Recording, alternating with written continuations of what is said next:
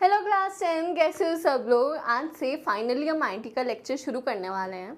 मेरा नाम है भूमि। ये तो आई होप तुमने इंट्रोडक्शन में देख ही लिया है। तो आज से हम आईटी का फर्स्ट लेक्चर शुरू करेंगे, जिसमें हम देखेंगे कैसे हम अपनी एम्प्लॉयबिलिटी स्किल्स को बढ़ाते हैं। तुमने इंट्रोडक्शन में तो सब समझ ही लिया होगा कि कैसे सिलेबस को हम पढ़ने वाले हैं। एंड कोई भी नोट्स की ज़रूरत बना नहीं है, किसी और चीज़ की बनाने की ज़रूरत नहीं है। नोट्स वगैरह सब तुम्हें ऑटोमेटिकली मिल जाया करेंगे। बहुत सारे टेस्ट मिलेंगे, बहुत सारे क्वेश्चन मिलेंगे, बहुत मज़ा आएगा। एंड मैं तो बहुत एक्साइटेड हूँ, आई होप तुम लोग भी हो। तो सबसे पहले पार्टी की बात करें तो हमने देखा था कि हम एम्प्लॉयबिलिटी स्किल्स पढ़ेंगे, यानी कि कैसे हम एक अच्छे एम्प्लॉय बन सकते हैं, हम ये सब सीखेंगे। एंड फर्स्ट चैप्टर में हम यही देखते हैं कि हमारी कम्युनिकेशन स्किल्स अच्छी होनी चाहिए, जिसकी वजह से हम अच्छे से बात कर पाते हैं। तो इस चैप्टर में हम अच्छे से ये चीज़ पढ़ेंगे एंड बहुत सारे क्वेश्चन पढ़ेंगे, तो उस चीज़ की दिक्कत मत लेना। एंड हाँ, कंसिस्टेंट रहना आईटी के लेक्चर में। बहुत बच्चे से छोड़ देते कि एंड में देखेंगे, एंड में देखेंगे, फिर आईटी भी यही बोलते कि एंड में देखेंगे। तो सबसे पहले हम अपनी बात करें तो कम्युनिकेशन साइकिल्स हम इतना बोल रहे हैं, साइकिल नहीं स्किल्स, कम्युनिकेशन स्किल हम इतना बोल रहे हैं, तो कम्युनिकेशन का मतलब क्या होता है। कम्युनिकेशन का मतलब सिंपल है, जो तुम डेली लाइफ में एक दूसरे से बात करते हो, कम्युनिकेशन ही तो हुई। तुम अपने दोस्तों से अपने घर में बात करते हो, ये सब एक कम्युनिकेशन है। तो सबसे पहले हम बात करें, कम्युनिकेशन जो वर्ड है वो कम्युनिकेट से आया है, यानी कि कम्युनिकेट का मतलब है किसी भी चीज़ को शेयर करना। तुम किसी से बात करते हो तो तुम अपने थॉट्स, अपने आइडियाज़ को ही तो शेयर करते हो ना। तो किसी भी चीज़ को शेयर करना ही कम्युनिकेशन होता है। अब तुम्हें तो ये पता है, तुम बातें करते हो, तुम्हारे मन में जो भी आता है तुम उसे शेयर कर रहे हो, तो वो काइंड ऑफ एक शेयरिंग है। कम्युनिकेशन स्किल्स बहुत एसेंशियल होती है ताकि हम किसी को समझ पाएँ। हम बातें कर पाते तभी तो हम किसी को समझ पाते कि हाँ, ये हमसे बात करना चाहता है, हमें इससे बात करनी चाहिए, नहीं करनी चाहिए। इससे हमारे एक अच्छा इंप्रेशन बन पाता है। हम पर्सनल और प्रोफेशनल रिलेशन बना पाते हैं। पर्सनल का मतलब रिलेशन वो नहीं, पर्सनल का मतलब है कि कैसे हम घर में बात करके अपने रिलेशनशिप को और बॉन्डिंग कर सकते हैं, हम अपने दोस्तों से बॉन्डिंग कर सकते हैं। और प्रोफेशनली तो ऑब्वियसली हम जितनी अच्छी बात करेंगे, जितना अच्छा हमारा एटीट्यूड रहेगा वर्क प्लेस में, उतने ही लोग भी हमें पसंद करते हैं। ये बहुत ज़्यादा अलग अलग फॉर्म में हो सकती है। कम्युनिकेशन सिर्फ एक टाइप की थोड़ी होती है, वो तो अलग अलग चीज़ों में भी हो सकती है। हम कॉल पे बात कर रहे हैं, वो कम्युनिकेशन है। हम चैटिंग पे बात कर रहे हैं, वो कम्युनिकेशन है। हम सिर्फ आंखों आंखों से बात कर रहे हैं, वो कम्युनिकेशन है। मम्मी जब तुम्हें गुस्से में सिर्फ आंख दिखाती है तो तुम समझ आते हो ना वो क्या कहना चाह रही है। तो इसीलिए verbal, non verbal, return, visual, बहुत सारे टाइप है कम्युनिकेशन की, बट मेनली हम 3 ही पढ़ते हैं। तो आगे बढ़ते हैं। हमें ये समझ में आ गया कम्युनिकेशन का मतलब है बातों को शेयर करना। उसके बाद हम देखें, कम्युनिकेशन स्किल बहुत ज़्यादा एसेंशियल होती है किसी भी ऑर्गेनाइजेशन में काम करने के लिए। तुम्हें कहीं जॉब चाहिए, तुम्हें कहीं काम करना है, तुम्हें कहीं स्कूल में ही तुम देख लो, तुम बात करोगे तभी तो तुम्हारे दोस्त बन पाते हैं ना। तो एक ऑर्गेनाइजेशन में कम्युनिकेशन स्किल बहुत एसेंशियल होती हैं, ताकि तुम अपना काम दूसरों को बता पाओ, अपनी वे ऑफ थिंकिंग शेयर कर पाओ या दूसरों की समझ पाओ। जैसे कि एक एग्जांपल लेते हो, जब भी कोई इंटरव्यू लेता है तो वो किस कैंडिडेट को प्रेफर करेगा। ऑब्वियसली जो अच्छे से बात करेगा, जो डिटेल में आंसर दे, जो अच्छे से बैठे, जिसका वे ऑफ सिटिंग भी अच्छा हो। सिर्फ बोलना ही अच्छा ज़रूरी नहीं है, तुम्हारी बॉडी लैंग्वेज भी बहुत बड़ा पार्ट देखती है। तुम्हारे बोलने का तरीका, तुम्हारा आई कांटेक्ट, तुम्हारा एक्टिवली लिसन करना। तो जब भी तुम अच्छे से सुनते हो चीज़ों को, तुम बहुत ही अच्छे से आंसर को डिटेल में बताते हो, डेमोन्स्ट्रेट करते हो। और तुम वन वर्ड आंसर की जगह अच्छे से बातों को बढ़ाते हो। यानी कि अब कोई तुमसे कोई क्वेश्चन पूछे, हम तुम सिर्फ हाँ ना बोलो, तो वो बहुत इरिटेटिंग हो जाएगा। तो इसीलिए डिटेल में आंसर देना इंपॉर्टेंट है, अच्छे से बैठना इंपॉर्टेंट है, आई कांटेक्ट होना बहुत इंपॉर्टेंट है, जिसकी वजह से एक इंटरव्यू एक कैंडिडेट को पसंद करता है। तुम्हारे आंसर लॉन्ग होने चाहिए, बहुत ही ज़्यादा एलैबोरेटेड होने चाहिए। फिर हम देखें तो जब हम नॉन वर्बल कम्युनिकेशन की हेल्प लेते हैं तो इसकी वजह से हमारा एक अच्छा पोस्चर बन पाता है। नॉन वर्बल कम्युनिकेशन का बेसिकली मतलब ये है, जब हम बिना बोले अपने जेस्चर्स, अपने इमोशन के थ्रू चीज़ों को करते हैं, तो हमारा अच्छा पोस्चर, आई कांटेक्ट और एक्टिव लिसनिंग की वजह से हमारी वर्बल कम्युनिकेशन भी अच्छी हो पाती है। ये सब थोड़ा कंफ्यूजिंग लगे, पर अभी हम सारी चीज़ डिटेल में पढ़ेंगे। तो बेसिकली कम्युनिकेशन स्किल किसी भी ऑर्गेनाइजेशन में काम करने के लिए बहुत ज़रूरी है, जिसमें हमें अच्छे से बैठना, सुनना, बोलना सब आना चाहिए, जिसकी वजह से जो भी इंटरव्यू ले उसे हमें कुछ तो बात लगे ना कि वो हमें क्यों हायर करेगा। फिर हम देखें तो मेथड्स ऑफ कम्युनिकेशन में 3 टाइप के कम्युनिकेशन होते हैं, verbal communication, non verbal communication और विजुअल कम्युनिकेशन।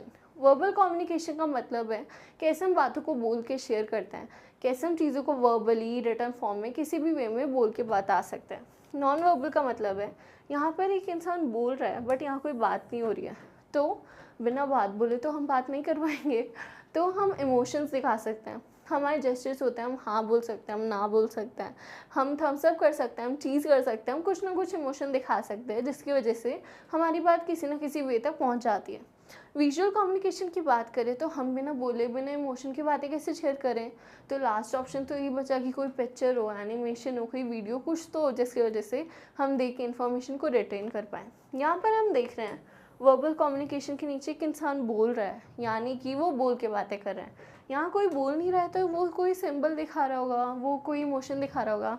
विजुअल कम्युनिकेशन में एक आई बनी है, यानी कि कुछ देख के हम चीज़ों को रिटेन कर पा रहे हैं। तो ये भी काइंड ऑफ विजुअल कम्युनिकेशन ही है, जब तुम फोटो को देख के समझ पा रहे हो कि हाँ इस चीज़ में क्या हो सकता है, कैसे इस चीज़ को हम आगे कर सकते हैं। अब एक एक चीज़ को हम डिटेल में पढ़ेंगे ताकि हमें अच्छे से समझ में आ जाए। और हाँ, इसमें बीच में कुछ क्वेश्चन भी आएंगे तो तुम्हें वीडियो पॉज करके खुद उन्हें सॉल्व करना है, मुझे नहीं देखना। एंड उसके बाद और भी क्वेश्चन मिलेंगे, वो भी सब खुद करोगे। तो इसलिए लेक्चर के बीच में ध्यान से सुनना, ताकि बहुत इंपॉर्टेंट है और बहुत ही ईजी भी आता है, क्योंकि स्टार्टिंग के चैप्टर हैं तो इसमें मोस्टली MCQ बनते हैं, फिल इन द ब्लैंक्स बनते हैं, ट्रू फॉल्स बनते हैं, जो बहुत ईजीली हो जाते हैं। तो बस तुम्हें सिर्फ सुनना है, तुम्हें और कुछ करना ही नहीं है, इससे ईजी तो कुछ हो ही नहीं सकता। तो आई होप तुम अच्छे से सब चीज़ को पढ़ो। अब बात करें वर्बल कम्युनिकेशन की, तो वर्बल कम्युनिकेशन का मतलब है जब भी हम बोल के बातें करते हैं। एंड ये सबसे पॉपुलर मोड इसलिए है, तुम अपने डेली लाइफ में जब भी कम्युनिकेट करते हो तो तुम मोस्टली बोल के करते हो, या फिर तुम अपने फ़ोन का यूज़ करते हो, तुम चैट करते हो, तुम कॉल करते हो, तुम मीटिंग्स करते हो, वीडियो कॉल्स करते हो। तो ये सब बहुत ही ज़्यादा कॉमन है आजकल। फिर हम देखें तो सबसे ज़्यादा इंपॉर्टेंट इसमें लैंग्वेज है, जिससे हम अपनी थॉट्स को शेयर कर पाते हैं। ऑब्वियसली अगर दो लोग बात कर रहे हैं तो उनके बीच में कोई लैंग्वेज तो होनी चाहिए ना, जिससे वो अपना आइडिया शेयर कर पाएँ। तो इसीलिए लैंग्वेज बहुत इंपॉर्टेंट होती है, जिससे हम अपनी वर्बल कम्युनिकेशन को यूज़ कर पाएँ। अब काफ़ी जगह ये होता है, इंडिया में ही देख लो, इतनी सारी लैंग्वेज है जिसकी वजह से हम सबसे बात नहीं कर सकते। तो एक कॉमन लैंग्वेज होना बहुत इंपॉर्टेंट होता है, वरना लैंग्वेज बैरियर आ जाए तो फिर हम अच्छे से बात नहीं कर सकते। एक अच्छी वर्बल कम्युनिकेशन बहुत ही ज़्यादा इंपॉर्टेंट होती है, ताकि हम प्रोफेशनली आगे बढ़ पाएँ, हमें प्रोफेशनल सक्सेस मिले। हमें साथ साथ में सुनना भी आना चाहिए, जिसकी वजह से हम एक अच्छे स्पीकर भी बन पाए। बोलते हैं ना, बोलने से ज़्यादा अच्छा हमें सुनना आना चाहिए। अगर कोई बात कर रहा है एंड तुम सुनो ही ना, तो उसे भी बहुत बुरा फील होगा एंड वो भी तुम्हारी बात नहीं सुनना चाहेगा। तो हमारी लिसनिंग स्किल्स भी उतनी अच्छी होनी चाहिए जितनी हमारी स्पीकिंग स्किल्स होनी चाहिए, और इससे हम अच्छे रिलेशन भी बिल्ड कर सकते हैं ऑब्वियसली।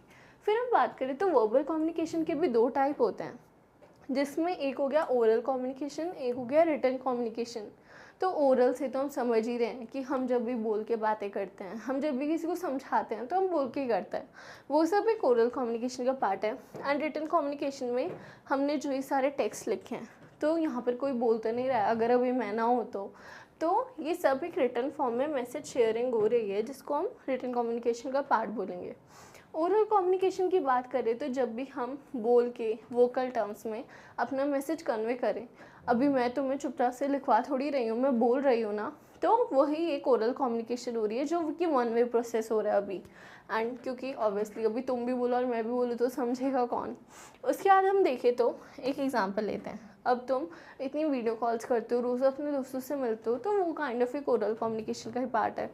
सिर्फ वीडियो कॉल ही नहीं, तुम नॉर्मल कॉल भी करो, तुम प्रेजेंटेशन लो, स्पीच दो, या फिर बहुत सारी चीज़ें हैं जिसकी वजह से ओरल कम्युनिकेशन में हम रिसीवर को मैसेज पहुंचा पाते हैं। रिटर्न कम्युनिकेशन की बात करें तो सेम है, बस उसमें हम मैसेज के थ्रू अपना मैसेज रिसीवर तक पहुंचाते हैं। हम चैट्स लिखते हैं, हम ईमेल लिखते हैं, हम लेटर लिखते हैं, जिसकी वजह से हम लिख के अपना मैसेज पहुंचा पा रहे हैं। तो ये सब रिटर्न कम्युनिकेशन का पार्ट हो गया। इफ़ेक्टिव रिटर्न कम्युनिकेशन बहुत इंपॉर्टेंट है, क्योंकि हम इसमें जब भी हमें इफ़ेक्टिव रिटर्न कम्युनिकेशन करनी हो तो हमें क्या क्या आना चाहिए, हमें अच्छे सेंटेंस बनाने आने चाहिए, हमारे वर्ड्स बहुत न्यू होने चाहिए, अपडेटेड होने चाहिए, और हमें बहुत ही ज़्यादा अच्छा कंपोजिशन आना चाहिए। ये नहीं कि हम द, एज, एम, आर कहीं भी लगा रहे हैं। हमारा कंपोजिशन, हमारा सेंटेंस फ्रेमिंग, हमारा सब अच्छा होना चाहिए, जिसकी वजह से हम अच्छे रिटर्न कम्युनिकेशन कर पाए। इसका एग्जांपल ले तो WhatsApp, emails, messenger, Instagram, Facebook, इतना सब है, तुम लोग तो इतनी चैट्स करते हो, इतने ग्रुप हैं, तो इसी की वजह से हमारी रिटर्न कम्युनिकेशन हो पाती है। एंड अभी तो इतना यूज़ नहीं, बट आगे जाके प्रोफेशनली इतने ईमेल्स लिखने पड़ेंगे, लेटर्स लिखने पड़ेंगे, इतना कुछ लिखना पड़ेगा, तो रिटर्न कम्युनिकेशन को भी थोड़ा अच्छा बनाने की कोशिश करो, जिससे अभी से ही तुम्हें हेल्प मिल जाए। फिर वर्बल कम्युनिकेशन की कुछ एडवांटेज और डिसएडवांटेज हैं। अब अगर हम तुमसे बात कर पा रहे हैं, फिर तुम किसी से भी बात करते हो तो बहुत क्विक होता है, तुम बोलते हो, तुम एकदम जवाब मिल जाता है। तुम मम्मी से कुछ मांगते हो, वो एकदम डांट देती है, आप खुश हो जाती हैं। तो ये बहुत ही ज़्यादा क्विक और इफेक्टिव होता है, और ये बहुत ही ज़्यादा रिलायबल भी होता है, क्योंकि तुम खुद बोल रहे हो, सुन रहे हो, तुम्हें पता है क्या बात चल रही है। ये बहुत ही ज़्यादा टाइम बचाता है। अब अगर तुम किसी से बात करो एंड एकदम तुम्हें क्विक रिप्लाई मिल रहा है, तो तुम उसमें काम कर पा रहे हो, तो एकदम क्विक है और बहुत ही ज़्यादा टाइम एफिशिएंट भी है। फिर हम बहुत ही ज़्यादा अच्छे से अंडरस्टैंडिंग कर सकते हैं, हमें कुछ समझना है हम दोबारा पूछ सकते हैं, हम बहुत ही ज़्यादा चीप वे में से कर सकते हैं। अब इसमें पैसे क्यों लगने। और अगर हम वहीं दूसरे तरीके की बात करें, विजुअल कम्युनिकेशन या फिर नॉन वर्बल कम्युनिकेशन, तो हमें ग्राफ में कुछ बनाना पड़ सकता है, हमें एनिमेशन बना सकते हैं, हमें पेपर में कुछ लिखना मतलब लिखना आना चाहिए, या फिर बहुत सी चीज़ें जिसकी वजह से हमारी कॉस्ट आती है। तो ये सबसे ज़्यादा चीपेस्ट वे ऑफ कम्युनिकेशन है जो हम कर सकते हैं एंड अपने पैसों को बचा सकते हैं। डिसएडवांटेज ये कि इसमें वैलिडिटी नहीं है, कोई परमानेंट रिकॉर्ड नहीं है। इसका मतलब मैंने अभी कोई बात कर दी बट वो रिटर्न फॉर्म में है ही नहीं, तो मैं तो बोल सकती हूँ कभी भी कि मैंने तो ये बोला ही नहीं। तो इसीलिए ये रिटर्न फॉर्म में होना बहुत इंपॉर्टेंट है, ताकि हाँ उसकी कोई वैलिडिटी रहे। तो इसमें ये डिसएडवांटेज है, बहुत बड़े लेवल पे, बिजनेस लेवल पे हो सकता है कि कोई तुम्हें प्रॉमिस करे बट वो वैलिड ही ना हो, तो इसमें बहुत नुकसान हो जाता है। जब तुम्हारी लैंग्वेज ही कॉमन ना हो, तुम्हारी बात नहीं हो पाती है, फिर चीज़ें बीच में मिसअंडरस्टैंडिंग होकर रह जाती हैं। कोई चीज़ तुम्हारे कल्चर में अच्छी हो तो उनके कल्चर में बुरी हो सकती है, एंड फिर थोड़ी ज़्यादा दिक्कतें तो आ ही जाती है अगर लैंग्वेज कॉमन ना हो तो। बहुत ही ज़्यादा लेंदी मैसेज हो तो हम वो नहीं भेज सकते हैं। और हमें दूर जैसे डिस्टेंट पीपल का मतलब अच्छे से समझना। अब ये नहीं कि वो तुमसे दूर है, उनका मतलब ये है कि अगर तुम्हारी अंडरस्टैंडिंग ही अच्छी नहीं है तो तुम ऑब्वियसली अपना दिल खोल के बात नहीं कर पाओगे, जिसकी वजह से मिसअंडरस्टैंडिंग हो जाती है। तो इसीलिए इन सब चीज़ों की वजह से एडवांटेज और डिसएडवांटेज हो पाते हैं। अब हमने वर्बल कम्युनिकेशन देख लिया, तो हम सेकंड कम्युनिकेशन की बात करें तो वो थी नॉन वर्बल कम्युनिकेशन। अब हमने वर्बल कम्युनिकेशन में बोल के बातें करी हैं, ओरली या रिटन फॉर्म कोई भी हो, तो इसमें नॉन लिखा है तो मतलब हम कोई भी वर्ड्स का यूज़ नहीं कर रहे होंगे।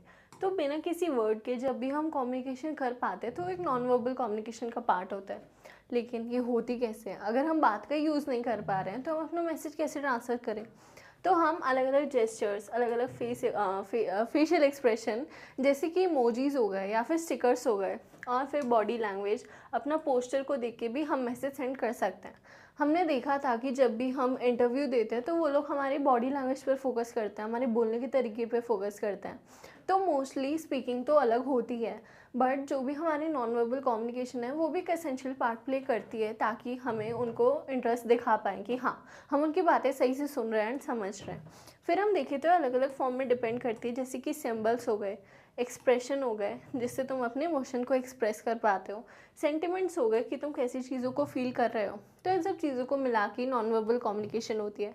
इसमें एक चीज़ रखी है कि वर्बल कम्युनिकेशन को कॉम्प्लीमेंट करता है, यानी कि वर्बली कम्युनिकेशन तुम करते हो, तुम किसी से बात करते हो तो कॉम्प्लीमेंट तभी तो करता है कि तुम उसमें अपने एक्सप्रेशन भी डाल रहे हो, अपने इमोशन भी डाल रहे हो।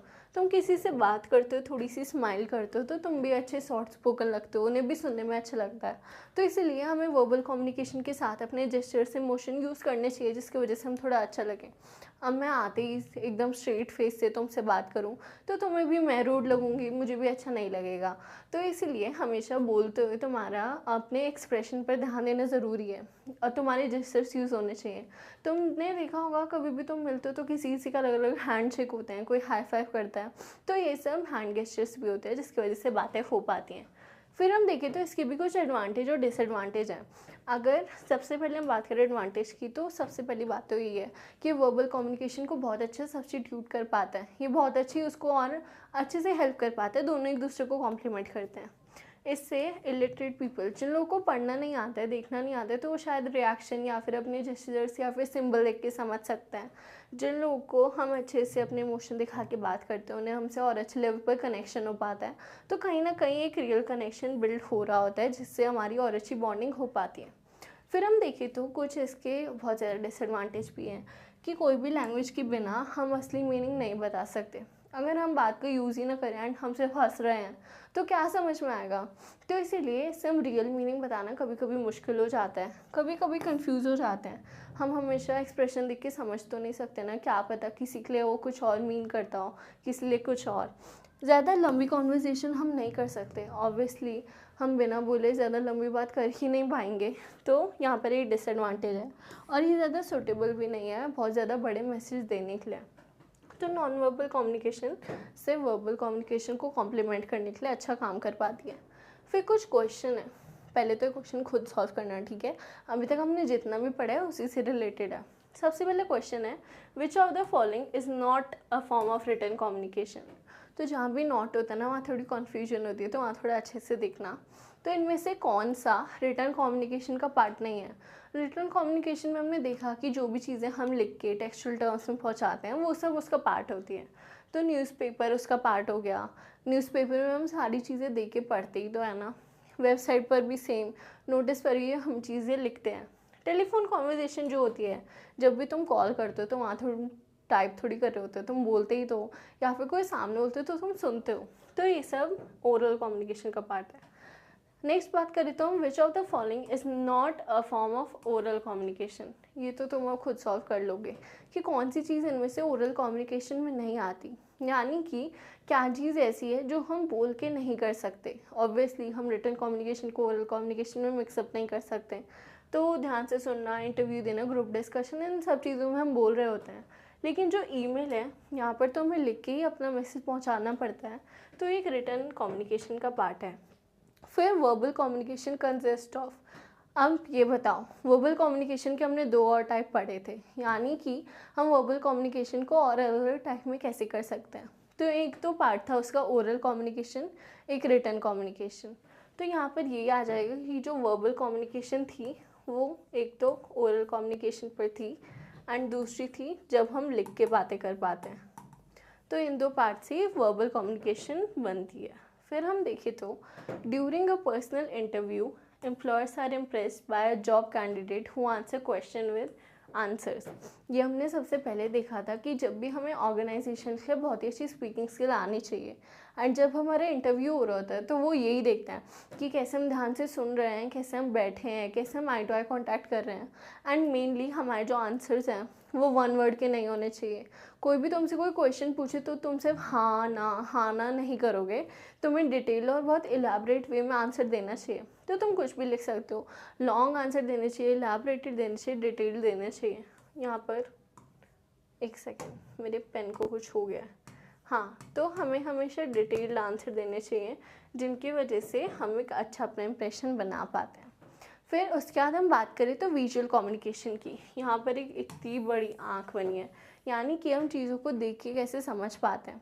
ऑब्वियसली तुमने भी देखा होगा, जितनी ज़्यादा तुम पिक्चर्स को देखते हो, तुम्हारी बुक्स में पिक्चर होती है तो तुम्हें ज़्यादा अच्छे से डिटेल में समझ में आता है। तो जो विजुअल कम्युनिकेशन होती है, इसमें जितनी भी इंफॉर्मेशन होती है वो हम देख पाते हैं। यानी कि जो भी चीज़ हम विजुअली आंखों के थ्रू देख पाते हैं, समझ पाते हैं, वो सब विजुअल कम्युनिकेशन का पार्ट है।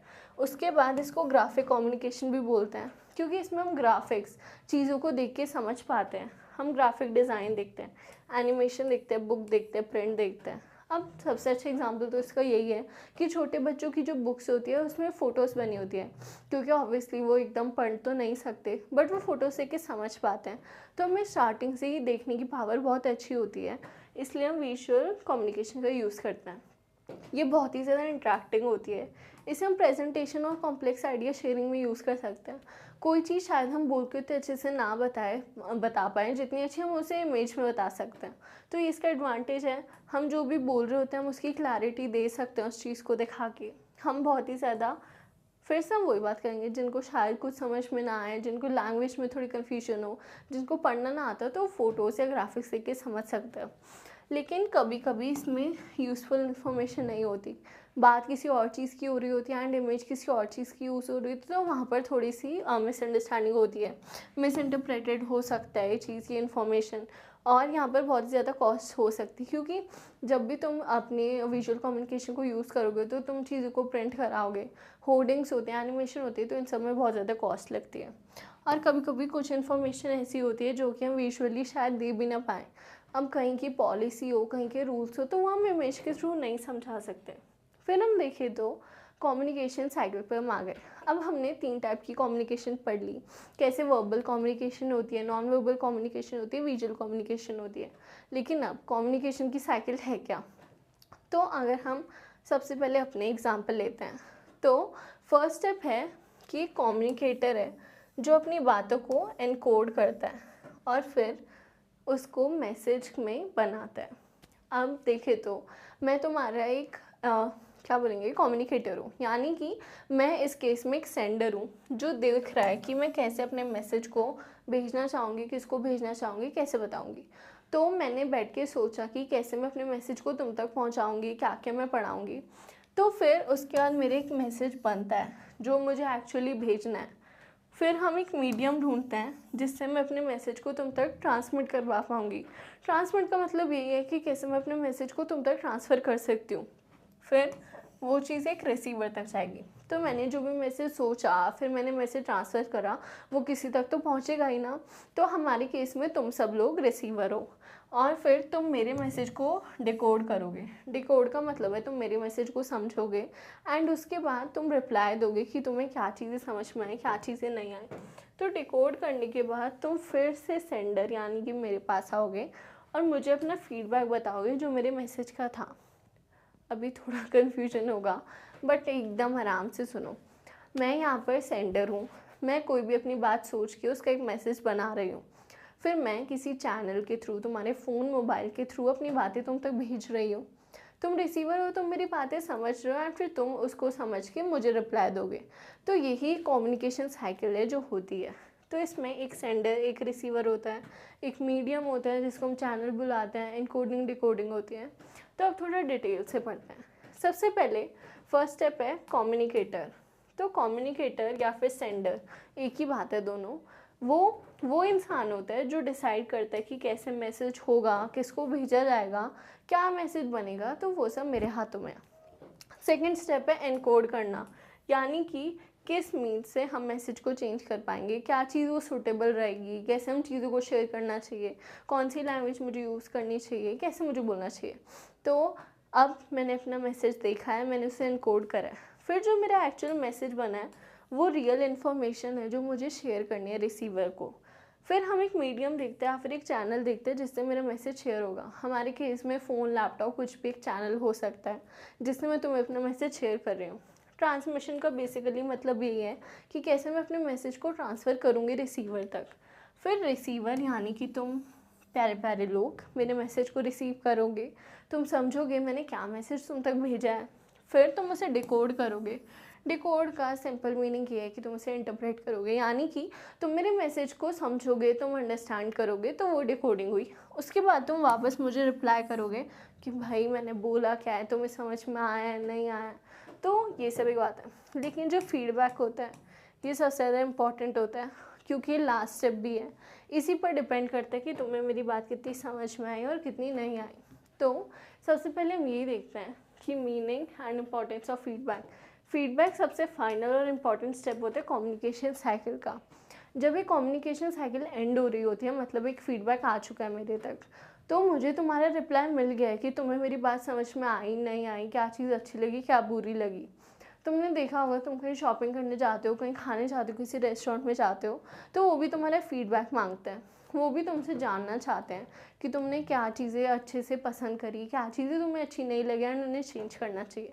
तो इसीलिए जो भी रिसीवर का रिस्पॉन्स होता है सेंडर के मैसेज के लिए डिकोड करने के बाद, यानी कि जो भी तुम लोगों का मैसेज होगा मेरी बातें समझने के बाद, वो एक फीडबैक है। इससे जो सेंडर होता है वो इफ़ेक्टिवनेस को एवेलुएट कर पाता है, यानी कि उससे मैं समझ पाऊँगी कि हाँ मैंने जो भी बातें बोली वो कितनी इफ़ेक्टिव थी तुम्हारे लिए एंड कितना तुम्हें समझ में आया। कभी कभी मिसअंडरस्टैंडिंग और मिसइंटरप्रिटेशन हो सकती है, तो इसलिए फीडबैक इंपॉर्टेंट होता है जिससे हमें समझ में आता है कि चीज़ें क्लियर है या नहीं। अब तुम सोचो, तुम कहीं जॉब कर रहे हो एंड कोई तुम्हारा टास्क बताए एंड फिर तुमसे पूछे ना कि तुम्हें किस चीज़ में डाउट है, क्या तुम्हें समझ में नहीं आया, एंड फिर काम करते हो तुम गलत कर दो तो तुम्हें भी डर लगता है। तो बहुत सारी मिसअंडरस्टैंडिंग हो पाती है, इसलिए जब भी बात हो तो हमेशा फीडबैक लेने चाहिए, हमेशा समझना चाहिए कि क्या चीज़ें तुम्हें समझ में आई, क्या चीज़ों में तुम्हें कन्फ्यूजन है। फिर फीडबैक के भी 3 टाइप होते हैं। एक होता है descriptive feedback, specific feedback, non specific feedback. Descriptive feedback का मतलब है जब एक मीनिंगफुल इन्फॉर्मेशन वापस मिलती है। ये नहीं कि दोस्तों से तुम बात करो और कुछ भी रिप्लाई आ रहा है, जब भी तुम्हें एक मीनिंगफुल फीडबैक मिलता है तुम्हारी बातों का, तुम्हें एक एक्चुअल मिरर इमेज मिलती है कि हाँ तुमने ये बहुत अच्छा करा, तुमने एक चीज़ गलत करी, तो एक डिस्क्रिप्टिव फीडबैक है। स्पेसिफिक फीडबैक की बात करें तो जब भी किसी चीज़ के लिए स्पेसिफिकली बात हो वो एक स्पेसिफिक फीडबैक होता है। और नॉन स्पेसिफिक फीडबैक का मतलब तो यही है कि जब किसी मेन चीज़ पर बात ना हो, यानी कि वो जनरल ओवरव्यू दे। अब इन दोनों का एक एग्जांपल ही ले दो। सपोज़ तुम्हारा रिजल्ट आया एंड उसमें तुम्हारे साइंस के बाद मार्क्स बहुत ज़्यादा अच्छे हैं, तो मैं ये बोलूँगी कि तुम्हारा रिजल्ट बहुत अच्छा आया एंड मेनली तुम्हारा साइंस का रिजल्ट बहुत अच्छा है जिसकी वजह से तुम्हारा स्कोर उठा है। तो मैंने एक स्पेसिफिक सब्जेक्ट पर फोकस करा है जिससे तुम्हें एक इन्फॉर्मेशन मिली है कि हाँ उसके वजह से तुम्हारा रिज़ल्ट अच्छा है। और नॉन स्पेसिफिक में मैं बात कर रही हूँ कि बस तुम्हारा रिज़ल्ट अच्छा है। तो दोनों में ये फ़र्क था कि एक में मैंने तुम्हें डिस्क्राइब करा कि किसकी वजह से तुम्हारा रिज़ल्ट अच्छा आ पाया, कौन से सब्जेक्ट ने सबसे ज़्यादा मैटर करा। और इसमें तो बस मैंने सिंपली एक जनरल बात बोली है कि हाँ तुम्हारा रिज़ल्ट अच्छा था। तो इन दोनों के बीच में यही डिफरेंस है। अब और क्वेश्चन आया है, ये भी तुम पहले खुद ही सॉल्व करोगे क्योंकि बहुत ईजी है। Which one of the following is not a step in the communication cycle. तो हमने देखा था कम्युनिकेशन साइकिल में एक सेंडर होता है, रिसीवर होता है, इनकोडिंग डिकोडिंग होती है। तो इनकोडिंग ऑब्वियसली इंपॉर्टेंट होती है ताकि हम कम्युनिकेशन को बढ़ा पाएँ। मीडियम चाहिए होता है, नॉइज़ तो ज़रूरी नहीं है क्योंकि नॉइज़ ही कम्युनिकेशन साइकिल को डिस्टर्ब करती है कहीं ना कहीं। तो नॉइस हमें नहीं चाहिए होती कम्युनिकेशन साइकिल के लिए, फीडबैक तो है ही सबसे इम्पॉर्टेंट। फिर हम बात करें तो which one of the following is not a medium of communication cycle. तो इसमें भी कौन सी कम्युनिकेशन साइकिल की फीडबैक नहीं है। तो वर्बल कम्युनिकेशन जब हम करते हैं तभी तो हम बातें पहुंचा पाते हैं। Writing on a paper written communication का पार्ट हो गया। उसके बाद टेलीफोन में हम बोल के बातें करते हैं, तो यहाँ पर भी वर्बल कम्युनिकेशन हो गई, यहाँ रिटर्न कम्युनिकेशन हो गया, वर्बल कम्युनिकेशन हो गई। इंटरनेट का तो हमें यूज़ ही नहीं है कम्युनिकेशन करने के लिए, बात तो हम कभी भी कर सकते हैं, तो इंटरनेट इसका आंसर नहीं होगा। एंड यहाँ पर साइकिल की जगह कम्युनिकेशन मेथड होना चाहिए, अगर थोड़ा कन्फ्यूजन हो गया हो। तो इस क्वेश्चन में कौन सा मीडियम नहीं है कम्युनिकेशन मेथड का, तो इंटरनेट कम्युनिकेशन के लिए इम्पॉर्टेंट नहीं है। उसके बाद हम देखते हैं कि without feedback the communication cycle remains. तो ऑब्वियसली अगर हम फीडबैक ही ना दें, हम सबसे मेन और इम्पॉर्टेंट स्टेप ही ना करें, तो हमारी साइकिल पूरी रुक जाएगी। तो इसके बिना हमारी साइकिल जो होती है वो इनकम्प्लीट हो जाती है, जिसकी वजह से हम नहीं अच्छे से कर पाते अपना कम्युनिकेशन साइकिल कंप्लीट। क्योंकि हमने देखा था कि हमें सारी चीज़ें करनी इंपॉर्टेंट है, हमें रिप्लाई देना इंपॉर्टेंट है, हमें चीज़ों को समझाना इंपॉर्टेंट है, जिसकी वजह से हम काम को कर पाते हैं।